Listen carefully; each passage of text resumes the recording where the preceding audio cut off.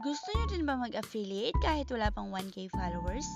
Paano nga ba magkaroon ng yellow basket kagaya nito? Panoodin ang video.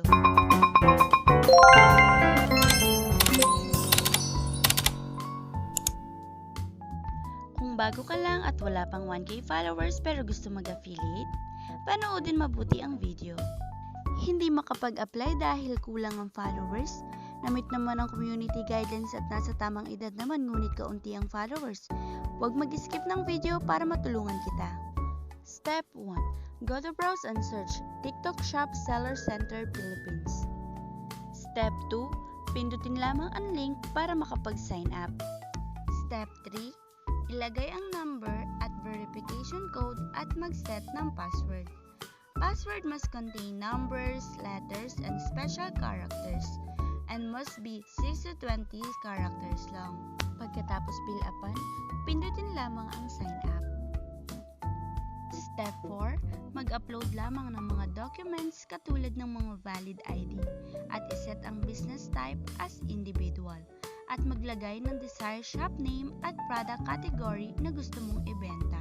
Maglagay ng number at email at pagkatapos ay lagyan ng check ang TikTok advertising terms and TikTok payment terms. And after that, pindutin lamang ang submit.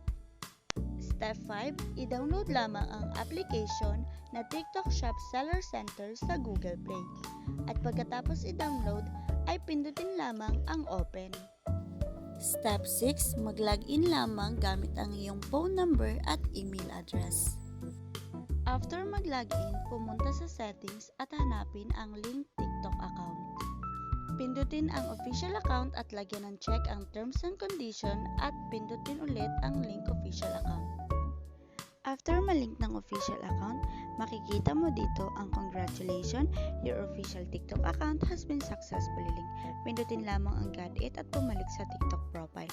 Pindutin ang 3 lines sa itaas at hanapin ang TikTok Shop for Creator.